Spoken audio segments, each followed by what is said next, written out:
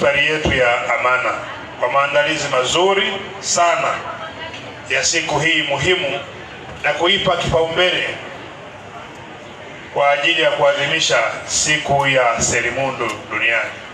Hongera sana. Kauli mbiu ya mwaka huu inasema hatua madhubuti za kitaifa kwa matokeo chanya ya kijamii, kuwezesha jamii kutambua na kuzuia pamoja na kukabiliana na selimundu.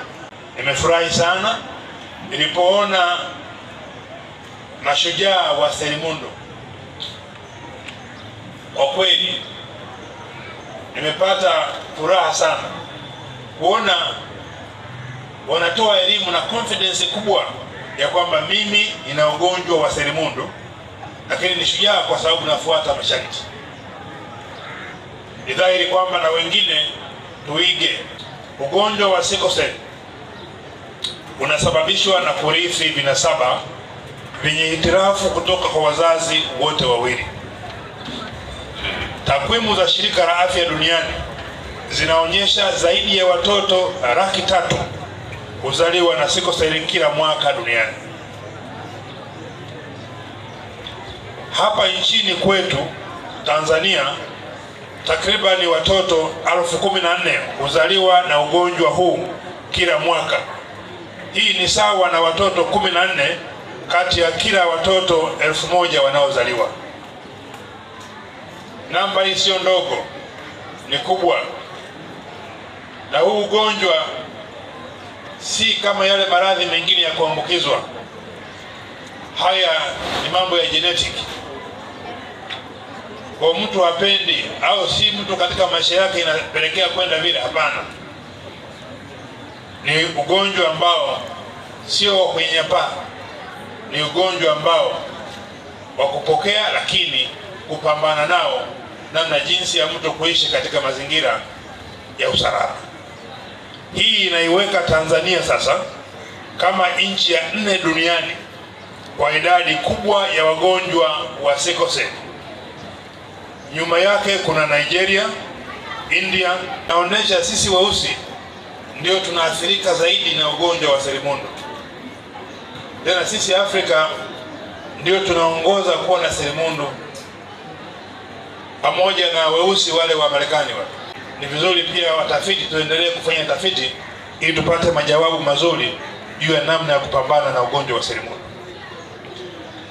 Nchi yetu ya Tanzania inakadiriwa kuwa na zaidi ya wagonjwa 200,000 wa selimundu. Takwimu zinaonyesha kuwa takribani watoto 7 kati ya kila 100 wenye umri wa chini ya miaka 5 hufariki kutokana na madhara ya ugonjwa huu wa selimundu. Sisi wenyewe hatuna elimu ya kupima watoto wakiwa wadogo kujua kama wana vinasaba vya selimundu au hapana.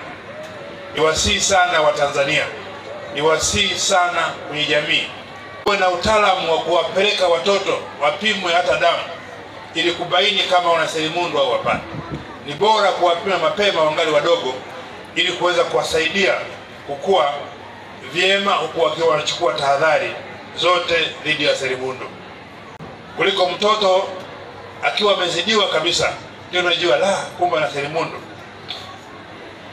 Kwa hili wataalamu wa afya ni waagizeni, endeleeni kutoa elimu. Hata watoto au wazazi wanapokuja kliniki, endeleeni kuwapima ili kuona kama kweli wana ugonjwa wa selimundu, na pale wanapobainika kuwa na ugonjwa wa selimundu, hatua za matibabu zianze mara moja ili kunusuru watu wetu. Kwa kweli huduma zimeboreshwa sana kupitia upatikanaji wa vipimo vya mapema. Dawa za hydrocea imeendelea kutolewa, PNV na folic acid katika ngazi zote za wilaya pamoja na ngazi za rufaa. Serikali pia imeongeza mashine za kubadilisha damu na vifaa vya apheresis, hatua kubwa katika kutibu wagonjwa wenye tatizo la selimundu. Hata kabla ya kwenda kujamiana kupata watoto, ni vizuri pia kupima vinasaba vya selimundu. Ndugu wananchi, Serikali imeendelea kusisitiza umuhimu wa wadau wote kushirikiana katika elimu ya kuzuia kuenea kwa ugonjwa huu kwa kuhimiza upimaji wa vinasaba kabla ya ndoa kama nilivyosema, au mahusiano ya kudumu. Hii ni sehemu ya mkakati wa kitaifa wa kuhakikisha tunakuwa na kizazi chenye afya njema bila kuwa na selimundu. Ndugu zangu, niwasihi sana, ni vizuri kabla hujaingia kwenye ndoa na kabla hujaingia kwenye mahusiano ya kimapenzi au ya kindoa, ni vizuri ukacheki afya yako, ukaangalia kama huna au una ugonjwa wa selimundu. Hii inasaidia kupunguza idadi ya wagonjwa wa selimundu. Sio jambo la kupuuza hata kidogo. Hili ni jambo muhimu, ni jambo la kitaalamu, ni jambo ambalo tusipotizama linaweza kuathiri kizazi kinachokuja kuwa na idadi kubwa ya wagonjwa wa selimundu bila sababu. Kumbe tungeweza kupunguza kama vile sisi wenyewe ambao tunajiandaa kuwa kwenye ndoa tukajua na kucheki afya zao. Nimesema unaweza kuwa unampenda sana yule kijana, unaweza kuwa unampenda sana yule dada, lakini kama viashiria hivi vipo, wako wengi, utatafuta mwingine ambao mna mechi nao. Najua hapo itakuwa ngumu sana, lakini ukweli ndio huo. Mwaka huu ya masuala ya selimundu inasema hatua madhubuti za kitaifa kwa matokeo chanya ya kijamii kuwezesha jamii kutambua, kuzuia na kukabiliana na sickle cell.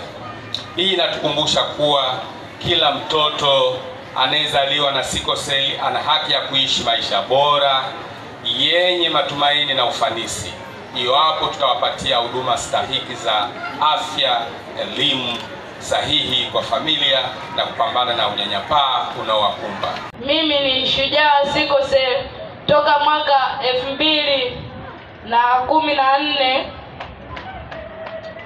Ninatumia dawa ya folic acid na hydroxyurea. Kabla sijaanza kutumia dawa ya hydroxyurea nilikuwa ninaumwa sana. Nilikuwa naumwa kiasi kwamba hata siwezi kutembea. Ila nilipoanza kutumia hydroxyurea hali ilikuwa fresh na mabadiliko yamekuwa makubwa. Mabadiliko yamekuwa makubwa sana. Pia ningependa kuwashauri mashujaa wenzangu kufuata kile daktari anachokisema. Tuwe tunakunywa maji mengi, tuwe tunakunywa dawa kwa wakati, na ningependa kusema sickle cell au selimundu hauambukizwi. Shuleni tusiwe tunatengana, maana ugonjwa ni wa kurithi.